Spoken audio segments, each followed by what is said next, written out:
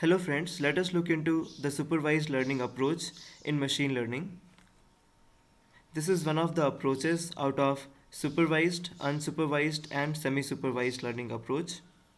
One of the examples to implement supervised learning is KNN algorithm, that is also known as K nearest neighbor algorithm. In this slide you can see that we have a data set and the data set tells us about the number of study hours a day. That means a student is studying for 1 hour, 2 hours, 3 hours. So how many number of hours a student is giving time to study. And the column second is grade scored. So that student has scored some grade. So if you try to interpret the data, it is something like somebody who is studying for 1 hour getting a score of D. Somebody studying for 2 hours is also getting score D, and 3 hours is D, 4 is C, 0 is D, 5 is C, 6 is C, 4 is C, 7 is B. So as we see that as soon as the number of study hours per day are increasing, the grade is also getting increased. So this data is called as label data. And here the labels, if you see, are the data points present in the Y or the grade scored column. So that is the label. Label is the output. So it is telling us that which particular candidate can fall under a class A, B, C or D. So in this case, the approach of machine learning would be supervised, and that is because of the labels are present in the data. Looking at the data, it is very easy for us to classify all the data points. So if I see that the first data point is 1, and this first data point 1 falls in the class 1. Second data point is 2, that also falls in D. Similarly, 3 falls in D, and from 4 it falls under C. So I will make it under C. Fifth also falls under C, and 6 also falls under C. Looking at 7, 7 falls under B. So I will put 7 under B. Then do we have 8 in the data set? We don't have 8. We have a value 9, which again falls under B.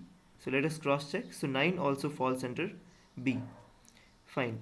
And after that we have values like 10, 12 and 15 which are falling under A.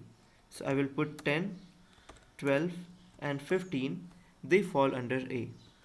So this is how I have classified the data into classes A, B, C and D. So the terminology here will be classes. Classification into A, B, C, D classes. This is how we have classified. Let's say now we have a new input, and the new input is x is equal to 1.5. So this is the input data which we have.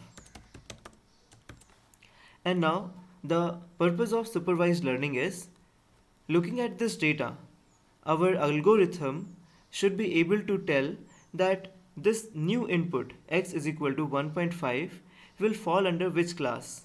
So this is the purpose, this is the objective of the algorithm, that is K nearest neighbor, which is supervised approach.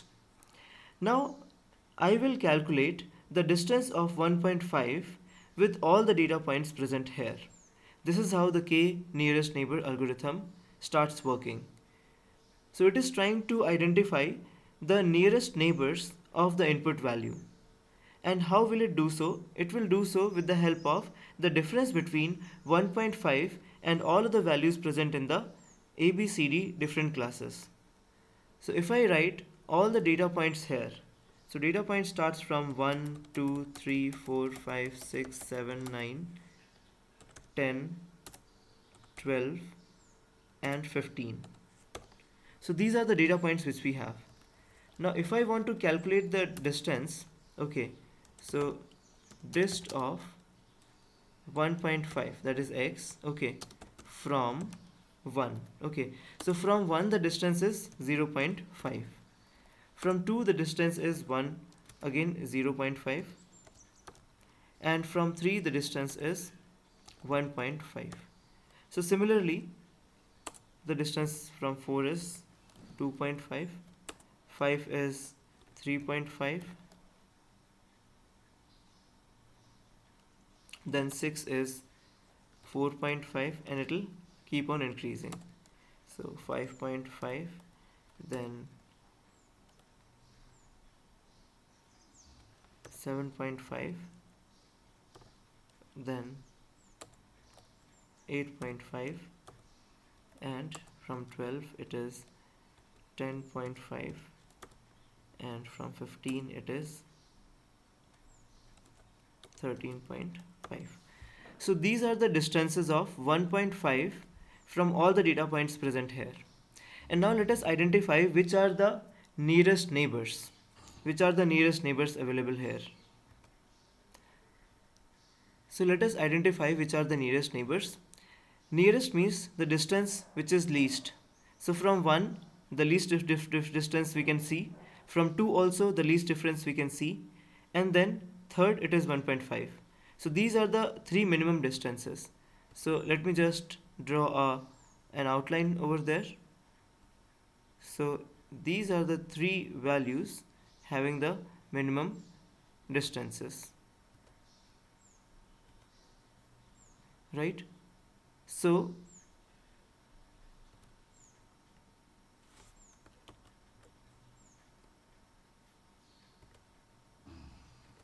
alright, so let me take it back so that we can understand. Right, so these are having the minimum distances. Okay, so minimum distances, that means they are the nearest neighbors. Okay, so we can conclude that 1, 2 and 3 are the nearest neighbors.